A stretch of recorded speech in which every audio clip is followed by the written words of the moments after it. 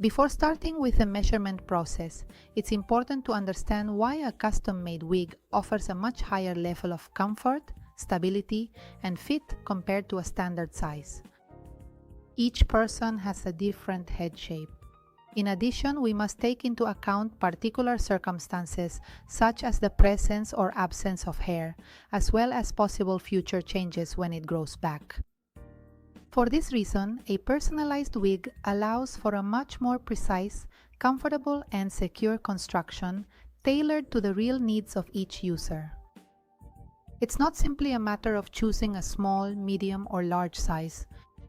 What truly matters is knowing the exact shape and dimensions of the head so that the workshop can create a perfectly fitted piece.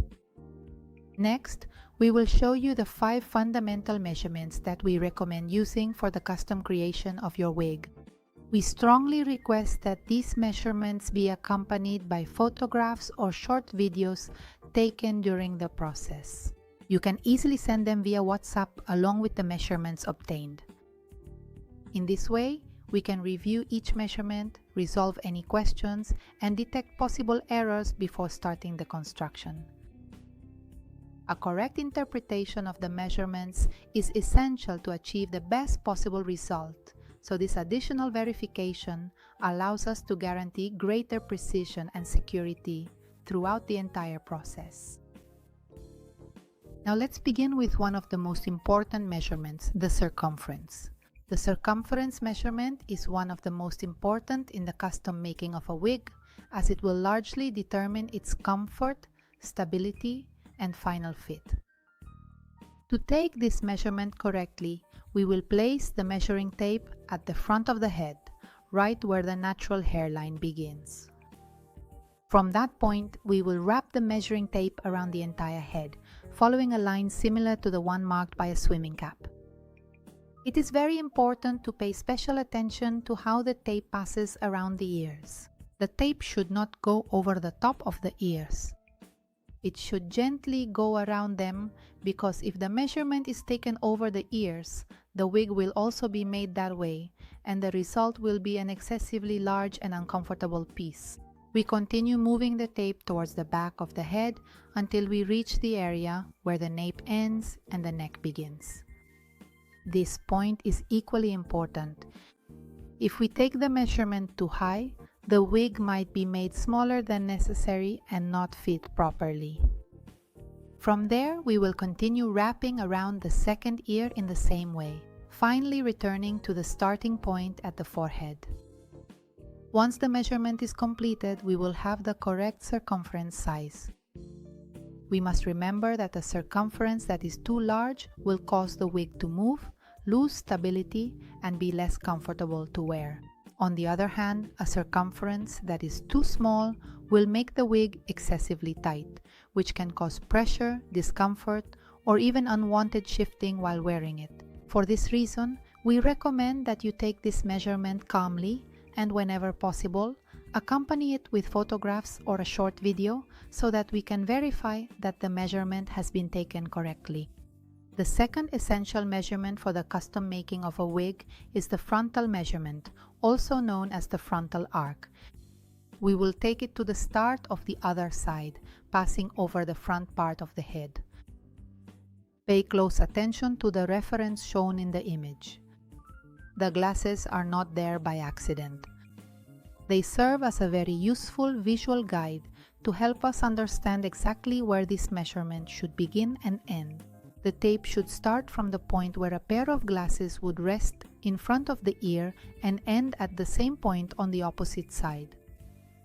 This detail is very important since an excessively large frontal measurement will cause the wig to cover areas it shouldn't, possibly touching the ears, causing continuous discomfort, or even partially sitting on top of them.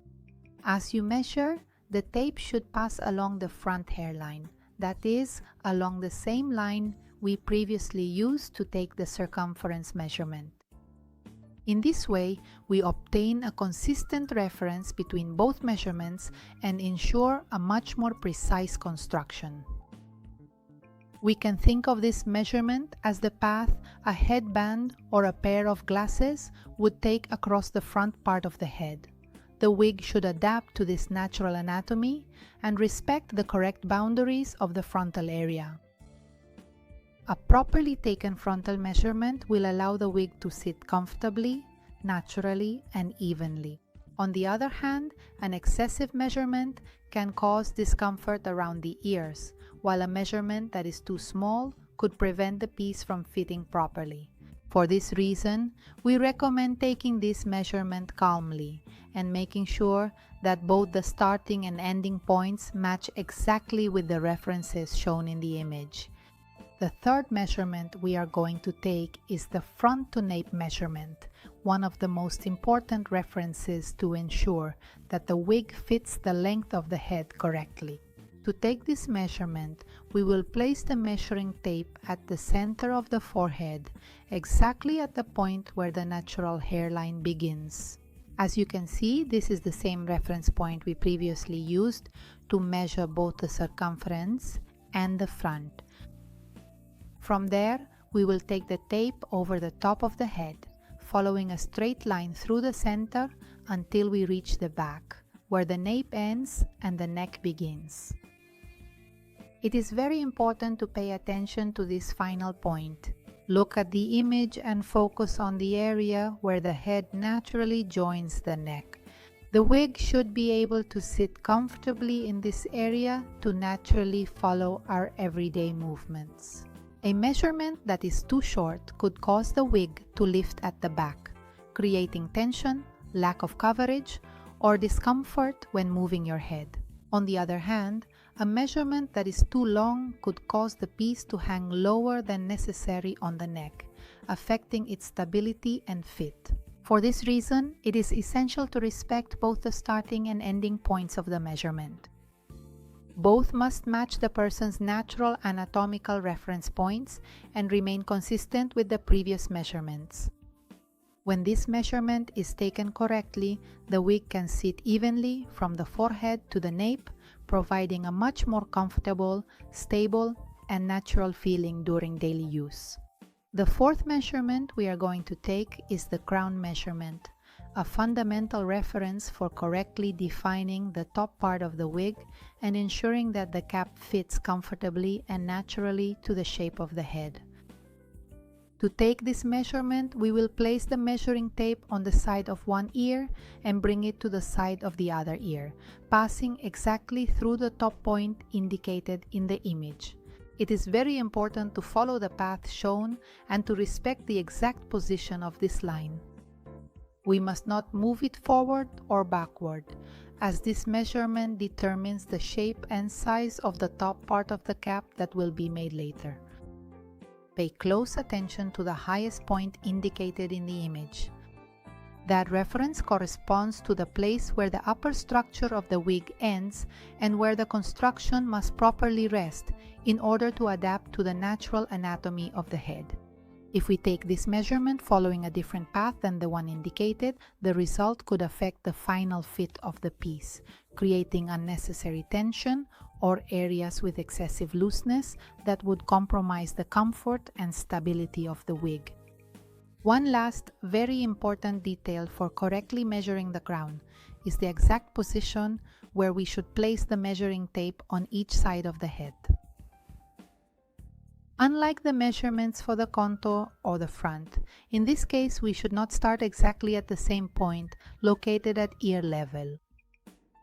This is because the construction of a wig incorporates an additional extension in this area, known as the sideburn, which is part of the natural structure of the cap. For this reason, to correctly measure the crown, we should place the measuring tape approximately 1.5 centimeters lower than the point we used to measure the front. As a visual reference, we can think of the position where glasses usually rest. The measurement of the crown should begin approximately 1.5 centimeters below that point. This small detail is very important, as it ensures that the final construction of the cap properly respects the sideburn area and allows the wig to fit comfortably, naturally, and precisely to the shape of the head. And now we come to the fifth and final measurement. Although this measurement is of secondary importance compared to the previous ones, it also provides us with very valuable information and, in certain cases, helps us resolve doubts or confirm the consistency of the overall set of measurements obtained. To take it, we will measure the back line indicated in the image, connecting exactly the two reference points shown. Both points are part of the outline of the future wig cap and allow us to verify that the proportions obtained in the previous measurements are correct. It is important to follow the path shown in the image and not extend the measurement toward the sides of the head. Measuring the entire width of the back of the head would be useless for making the cap and could generate data that does not correspond to the actual reference points used during the manufacturing process. For this reason, we recommend that you carefully follow the indicated points and take the measurement exactly as shown in the example. Although this is a complementary measurement, we kindly ask you to include it along with the rest of the measurements.